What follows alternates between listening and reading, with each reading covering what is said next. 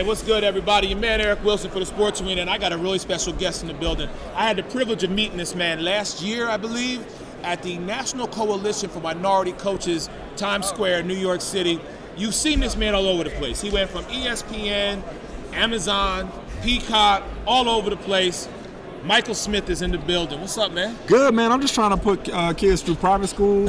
My oldest daughter want to go to UCLA, so if y'all got any other jobs y'all aware of, let me know. I need all the paychecks I can get. I need all the income coming in. Possible. Good to be with y'all, man. Hey, appreciate it. Y'all pay me for this, right? No, I'm just kidding. I'm joking. Send me an invoice.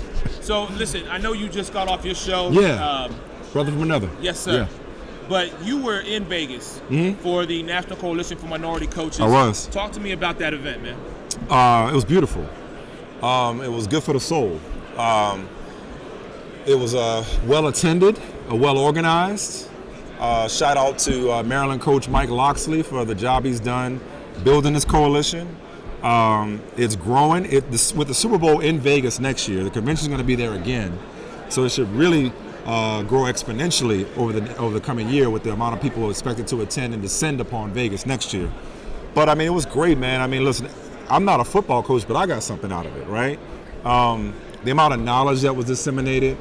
I had the pleasure of hosting a Q&A with Jim Caldwell, which I put in quotes hosting because with Jim Caldwell, a lot of people might not notice about the former Colts and Lions head coach, is that you give him a microphone and you get out the way. A lot of people look at Jim as like this soft-spoken, doesn't have a presence about him. That man can command a room, and you understand why, because he comes from a family full of ministers. And he dropped some serious knowledge on that group in terms of his journey, his approach, his preparation, his vision, his mentality, his sacrifices.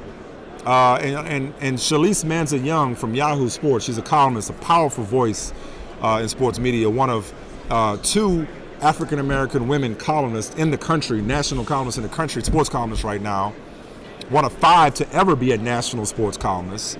She's fearless, and one of the things she wrote about today was if that Jim Caldwell that was at the convention is the one that sits in front of head coaches, if he doesn't have a job, then they obviously don't know what they're doing. And she was honored, of course, with the Media Advocate Award. So it was just a great, great time had by all. I'm really glad to be a part of that organization. I don't think anybody told you before you came that I'm a Lions fan. So way to just go ahead and rip my heart right out. I didn't know that. Yeah, I know. But at least the things are looking up now, though. That was messed up. We should still have the guy that went 3 winning seasons out of 4. That's what we should still have. Yes. So I was talking to somebody earlier. For our generation, right, Stuart Scott made broadcasting cool. Yes. And whether you realize it or not, what you and Jamel did, you're our generation's too. Y'all made the tandem. You made sports shows cool, and you can see the impact that you guys had in a lot of shows now. Everybody wants to be Mike and Jamel. Do you notice that, and what kind of sense of pride do you take in seeing the impact you had on the culture now? I appreciate that so much. I'm very proud of the mark we made on the industry, both as individuals and as a tandem. Because I know what I did apart from her before we got together, and I also know what she did. Remember that number of 5 African American? She was one of them. She was a trailblazer in print journalism before she became a broadcast personality. And then we got together. In the moment, we didn't quite know the magnitude of it. We've gotten a lot of that sentiment since we've gone our separate ways, and it's like, I'll tell you, I'll be honest with you, man. Like it's given me a lot of peace about how things ended, because obviously they didn't end well. They didn't end the way we wanted them, and it didn't turn out the way we wanted it to turn out when we went to Sports Center. But knowing that for that brief period of time, we did his and hers, and then went to Sports Center, that we had left an indelible mark. That makes us feel a hell of a lot better. It makes me feel a hell of a lot better about what we did. And regardless of how it ended, regardless of the narrative that some people want to attach to that experience, we know what we did, and the people know what we did, the culture know what we did. Right. And so, yeah, I mean, it's flattering, man, because I know what Stuart meant to me, and if I could mean anything close to what Stuart meant to me, to the generation that's following me, then man, then then my work is, I'm not gonna say my work is done, but it was meaningful because all I wanted to do and all we wanted to do was illustrate how a man and a woman, especially a black man and a woman, but at that time, and this was crazy. I look around this media center, I look around Radio Row, and I see a lot of women. And I don't just see a lot of women escorting men or producing men. I see a lot of women behind microphones. And that wasn't the case circa 2014. That was not the case.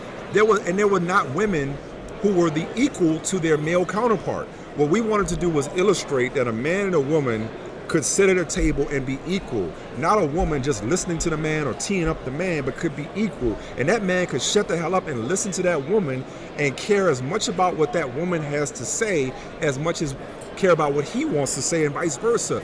We worked because we were invested in each other's success. And that to me is universal, whether it's black people, whether it's white people, whether it's men, two women. It's like we were successful because we cared about each other and we cared about the show more than we cared about our own agendas individually. And the idea that people are trying to emulate that is super flattering, it's humbling, and yeah, man, I look back very fondly on that time period because I know some of the struggles that we had and some of the frustrations that we had, but knowing that it was for a greater good, it feels great. So thank you for that. Thank you. I'll wrap that up with this. If they came and did Coming to America 2, and everybody want Bad Boys 3, and Best Man came back 10 years later, are we going to ever see Mike and Jamel? You knew it was coming, right? You know, I doubt it, to be honest with you. Listen, and I think I'll speak for her when I say this. Not that everybody ain't got a price.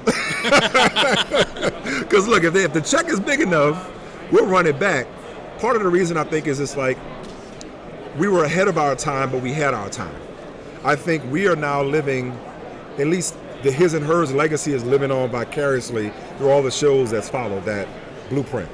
So I don't know that we need His and Hers now because we have so many people doing it authentically, doing it unapologetically, right? For us, though, she and I have gone our separate ways. We're both doing well in our own arenas. My fear, quite honestly, would be that if we came back, you mentioned The Best Man. Can't live up to it. But they did. The Best Man, the final chapters. I haven't seen it yet, so don't tell me. I'm not going to spoil it, but I'm just saying, like, they delivered, just Okay. like the sequel did. Like, they delivered. She and I, like, that was a time in our lives and our careers. I just don't know if we're at that same place to where we could just pick up where we left off. And I would not want to, the nostalgia is no different than you know, Michael Jordan has gotten better in retirement. He was great as a player, but he's gotten even better in retirement. Like, I feel like me and Jamel and His and Hers is even better the farther we get removed from it. Because a lot of times I'm like, where was this love we was on the air? So watching it, so you know, you watch it in syndication and you like, wow, we was actually on something back then. But you know, we had some moments, man. We did some groundbreaking stuff. Yeah. So you talk about, you know, the elevation of both of you, because you know, dynamically, I mean, together you were dynamic. Individually, you have both moved on to that next road in your life. Yeah. So then my question for you simply is this: now that you have Brother from Another, now that you are a part of the Coalition for Minority Football Coaches, and you trying to get that third, fourth, and fifth job, so what is next for Michael Smith? Like, what's in the work? Because I think I remember you talking about, you know, you looking to do more, maybe from behind the cameras. Yeah, absolutely. Like, no, I don't think so. Even for Brother from Another, and I've shared this, but you know, not a lot. Like, I you know, it's just kind of just let it speak for itself. But those that consume Brother from Another, listen to it on, you know, wherever you get your podcast, or watch it on YouTube, or subscribe and watch live on Peacock or Sirius XM Channel 85. They've noticed my absence. They're like, well, wait, why is Michael only on once a week? Or why is Michael not on the show so much? I don't get much at this point from giving my take on LeBron or my prediction for the Super Bowl or reacting to NFL Monday. It's like, kind of been there, done that. Like, what I want Brother from Another to be is a vehicle for the next Michael Smith, the next Michael Holley, the next Jamel Hill. I want it to be a platform where people who just need that opportunity, not just for exposure, but an opportunity to be in an environment that allows them to be their true, unapologetic, authentic, whole selves. I want this to be an incubator. And so that's what I want Brother from Another to be. I founded a company called Inflection Point Entertainment. I want to tell our stories our way, simply put. So I want to create content. I want to build partnerships and relationships, and I want to own intellectual property. You know, hell, I named Brother from Another. You know what I'm saying? Like, that's my brainchild. You know, like I want to own the content as opposed to just, you know, renting. As opposed to, because somebody told me if you're always talent, you could always be replaced, and I'm a living witness to that. You know, like I'm one misstep away, and maybe not even, from NBC and Peacock saying it was real. You understand what I'm saying? I want to own my content. I want to sell my content. I want to work with networks and corporations, not for them. You know, and I want to set other people up to be able to do the same thing. So I feel like my run on camera is coming to a close. It's been fun, but it's like I don't have anything else to do or to prove in that setting. For me now, it's about calling the shots from behind the scenes, telling the stories the way I want to tell them. So you don't want to do the Monday morning reaction anymore, but we are at Super Bowl 57. Yeah, I'll do it right now. Look, I'm over there. I still got bills to pay. I told you that on top. I still got bills to pay. He's trying to put girls through private school, man. UCLA, you heard it. Yeah. Obviously, one of the major storylines, right? It's the first time in NFL history we have two black quarterbacks in the Super Bowl. Just speak to the significance of that. Yeah, I think significance and how special it is are the right words, because it's more like it's almost like a culmination. It's a culmination of a journey, a very difficult journey. It's a journey that's not over. There's still a lot of double standards that are applied. There's still a lot of tropes and stereotypes and limits put on black quarterbacks, and the conversation around black quarterbacks still is dripping with institutional racism. But we've come a long way to where, again, as conscious as I am, that wasn't the first thing came to my mind. You know why? Because Jalen Hurts has been an MVP candidate all year. The Eagles have been the best team all year. I wasn't surprised when the Eagles were getting to the Super Bowl. Patrick Mahomes, this is his third trip in 4 years. Patrick Mahomes is not only the best quarterback in the league, he's arguably the face of the league.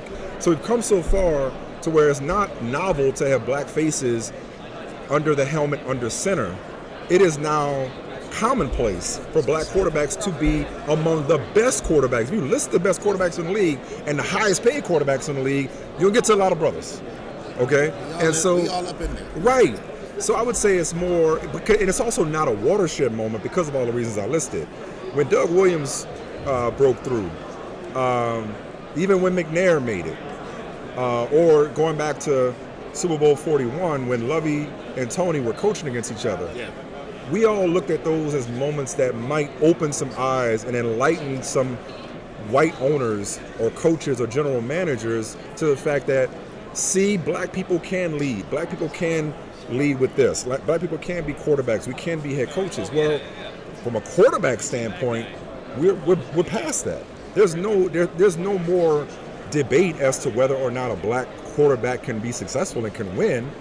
The game has evolved to suit the skill sets of black quarterbacks. Okay, but the frontier is still head coaches. I understand that, but Which go we talked deeper about. with me Yeah. on this really Let's go quick deeper, yeah. because the stereotype, the mindset hasn't truly evolved. When it comes to quarterbacks? When it comes to quarterbacks. We might be there, and it's now going to be on center stage, on the biggest stage, for the biggest game. But the mindset, I feel, still is not, I feel it's not been recognized. Because even though Jalen is who he is, and listen, I'm an Eagle fan, let me make no mistake about it. I have criticized this man, but I have also praised him. I knew what Patrick Mahomes was from day one. But it just seems to me that as we get to this point, the true recognition, the true evolution, if you will, isn't there. I still feel like there's still that. I feel the goalpost next season is going to be 5 yards more. For black quarterbacks? Yes. So listen, change my mind there. No, because I mean, I hear what you're saying. I guess I'm not naive to it. Look, as black men in America, as black people in America, in any walk of life, there's always going to be a double standard. Yes. There's always going to be goalposts moving. So the commentary around black quarterbacks, yeah, you may hear people talk about Jalen Hurts or not talk about Jalen Hurts in a way for example, in a way that they would not a white counterpart or should or would a white counterpart. I hear you. Okay. But what I'm saying is when it comes to quarterbacks being denied opportunities, that's what I'm recognizing. Okay. I'm not talking about All giving right. credit. Okay. But when it comes to being given an opportunity and giving contracts, Yes. okay, Yes. like giving them money, Yes. Okay. we're there. Yes, sir. Because it's like not only are we there, you got white quarterbacks now playing the game stylistically in a way that was often associated with black quarterbacks. We've seen that numerous times, and I'm taking that out of sports. You took that in entertainment. Correct. You take that in food. You take that in business. Josh Allen, hell, Daniel Jones. Yeah. Vanilla Vic, they call him. Like, the way that they're playing right now is the way that when black quarterbacks played that way, Right. it was frowned upon because you got to win from the pocket. Right. Now that's the way the game is played. Okay. Lamar Jackson, Deshaun Watson, like, it's almost like if you like step back and look at the amount of starting quarterbacks that are black, the opportunities are there as opposed to what Warren Moon had to go through, what the aforementioned Doug Williams had to go through, you know, what Joe Gilliam had to go through. It's almost looked at That's the change I'm talking about. If- But the if you're not commentary, capable. yeah, if you're not capable of being mobile, it's looked at as a negative now. correct. The commentary, though, Right. I mean that is what it is. But even the people who say things like Lamar Jackson ought to, you know, move to wide receiver, they're called on that now. That doesn't fly anymore. Right. So it's still there, but it's met with resistance because. So again, I'm not saying that we're. Listen, man, I ain't never gonna say we're post-racial. I'm glad you said that because I want to be challenged because I don't want there to be any miscommunication or any of course. about what I'm trying to say. I'm saying, thankfully, we're past the point of a black quarterback winning the Super Bowl, proving that black quarterbacks can win. All right. That know, being said, yeah. and I know your time is limited, give us who you think's A black quarterback's gonna win. That's what's gonna happen. Absolutely. I'm gonna go out on a limb. The question is, Yeah. which one? Oh man, you're an Eagles fan, so No. Listen, I can be truly I know, unbiased. 'cause you're No, you Listen. cannot. Yes, I No, can. you cannot. Yeah, no. This man right here, he won't let What's me. your squad? He won't let me. I'm You're a a New Lions Yorker. fan. Oh, you said that I said earlier. that earlier. You said that Talking about earlier. Caldwell. You I'm said a that Lions earlier. Yeah. God bless you. Man, you know, I have so much respect for both these organizations. I'll get right to the point. If I gotta pick a winner, I'm gonna go ahead and pick the Eagles. Okay. Because I think the Eagles, with all due respect to Kansas City, who has a really good offensive line and a good defense, I think the Eagles, their front seven and their offensive line is just something, a level. They can win a street fight in a way that I'm not sure Kansas City can. That's not to say Kansas City's soft or Kansas City's fraud. No, Kansas City deserves to be here, and they're the gold standard. But like Philadelphia is like just their running game, the quarterback, the way they're just so physical. I think I could see them winning a grinded out kind of game and making life real miserable with that pass rush with Patrick Mahomes, much the same way Tampa Bay did a couple years ago. Yeah, I know you're gonna sign us off. I live by a motto: give people their flowers while they're here, man.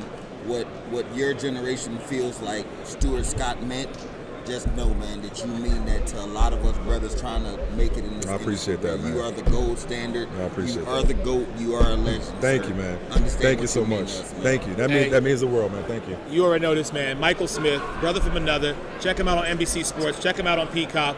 He said if you got more jobs, you know, he Listen. got 8 like Steve Harvey. He trying to go for 9, 10. No, I ain't got but 3. I got 3 in the dog. Okay, so he need 5 more to catch Steve Harvey, but we gonna make this happen. Oh, the jobs. the jobs, I yes. need more jobs. See? Yeah, I need more jobs. There I'm you just go. talking about kids. You said 8. I was like, you know. I'm sorry. Steve Harvey got like 8 I'm jobs. prolific so- and whatnot, but I ain't got 8 kids. You know what I mean? I'm productive. I'm reproductive, but Hey, not the like that. sports reporter without pay. Your man Ray Lynn, your man Eric Wilson. Sports Arena here live on Radio Row. We will talk to y'all soon. Everybody stay blessed.